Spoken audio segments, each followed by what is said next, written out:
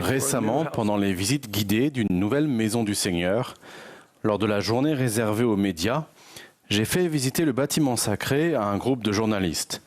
J'ai décrit l'objectif des temples de l'Église de Jésus-Christ des Saints des Derniers Jours et répondu à beaucoup d'excellentes questions. Avant d'entrer dans la salle céleste, j'ai expliqué que cet endroit de la maison du Seigneur représentait symboliquement la paix et la beauté de la maison céleste dans laquelle nous pouvons retourner après cette vie. J'ai fait savoir à nos invités que nous devions rester silencieux dans cette salle, mais que je répondrai avec plaisir à leurs questions durant la suite de la visite. Après avoir quitté la salle céleste, nous nous sommes rassemblés à l'endroit suivant. J'ai demandé à nos invités s'ils souhaitaient faire un commentaire. L'une des journalistes a déclaré avec émotion « Je n'ai jamais rien vécu de tel de toute ma vie. Je ne savais pas qu'un tel calme existait dans le monde. Je ne pensais tout simplement pas que c'était possible. » J'ai été frappé par la sincérité et la dureté de cette déclaration.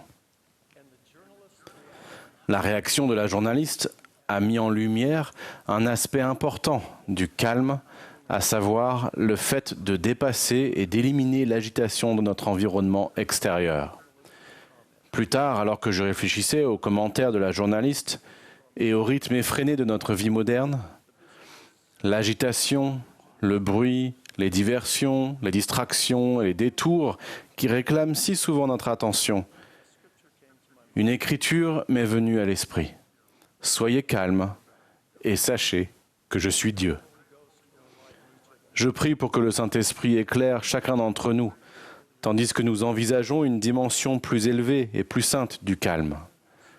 Un calme spirituel intérieur de l'âme, qui nous permet de savoir et de nous souvenir que Dieu est notre Père céleste, que nous sommes ses enfants et que Jésus-Christ est notre Sauveur. Cette bénédiction remarquable est accessible à tous les membres de l'Église qui s'efforcent fidèlement de devenir le peuple de l'Alliance du Seigneur. En 1833, les saints au Missouri étaient la cible de persécutions intenses. Des émeutiers les avaient chassés de chez eux au comté de Jackson, et certains membres de l'Église avaient essayé de s'installer dans les comtés voisins. Cependant, les persécutions et les menaces de mort étaient nombreuses et persistantes. Dans cette situation difficile, le Seigneur a révélé à Joseph Smith, le prophète, les instructions suivantes, tandis qu'il était à Kirtland, en Ohio.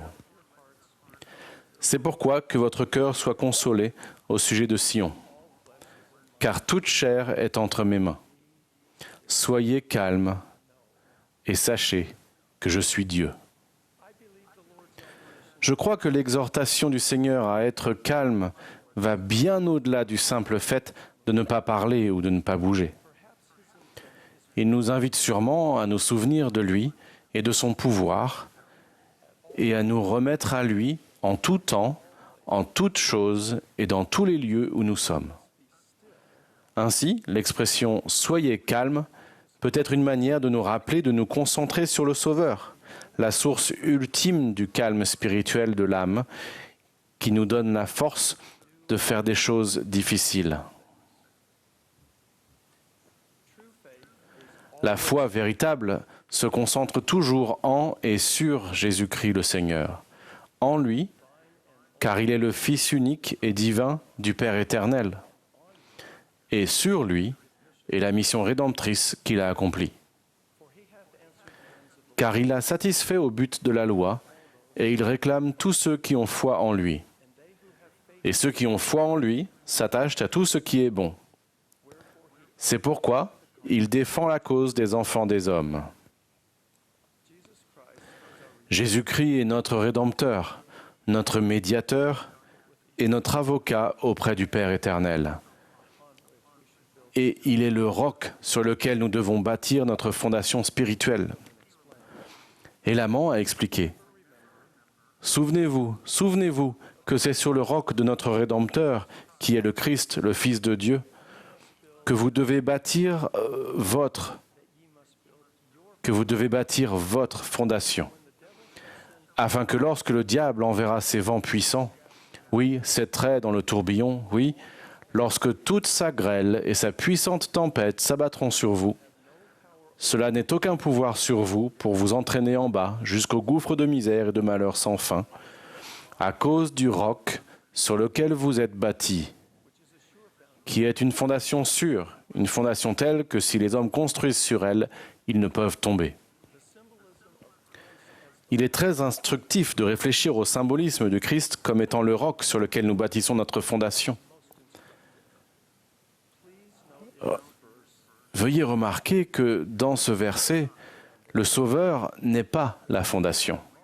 En fait, nous sommes exhortés à construire notre fondation spirituelle personnelle sur lui.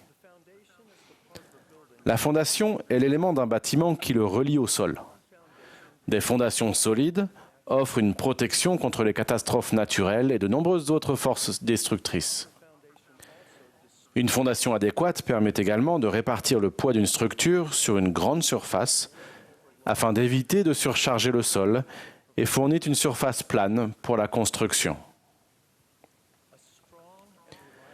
Pour qu'une structure reste solide et stable au fil du temps, il est essentiel qu'il y ait un lien solide et fiable entre le sol et les fondations. Dans certains types de construction, on utilise des chevilles d'ancrage et des tiges d'acier pour fixer les fondations d'un bâtiment au soubassement. La roche dure et solide située sous les matériaux de surface comme la terre et le gravier.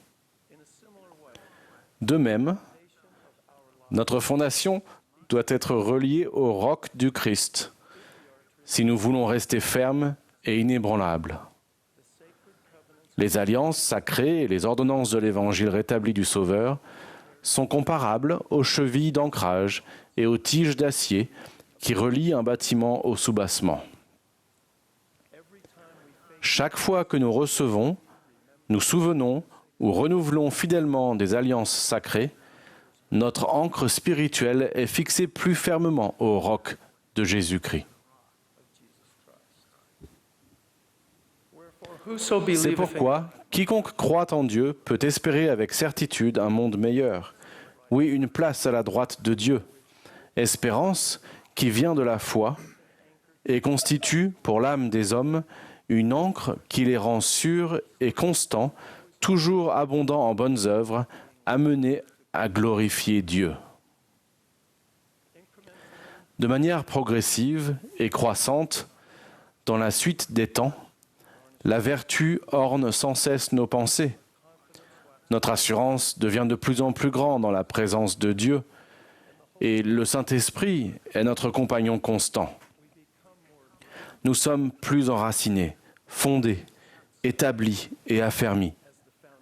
Si la fondation de notre vie repose sur le Sauveur, nous avons la bénédiction d'être calmes et d'avoir l'assurance spirituelle que Dieu est notre Père céleste, que nous sommes ses enfants et que Jésus-Christ est notre Sauveur.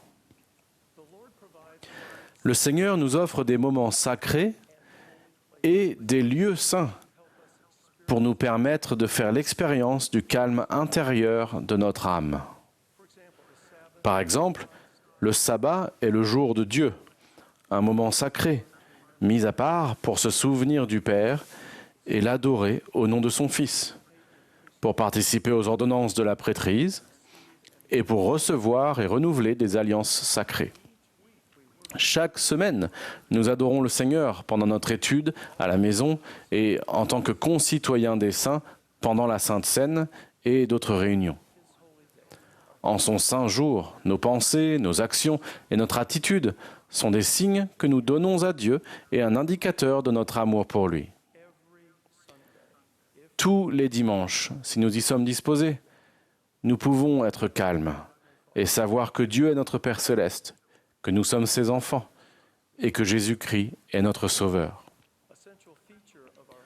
Un élément central du culte du sabbat est d'aller au saint jour du Seigneur à la maison de prière et d'offrir nos sacrements.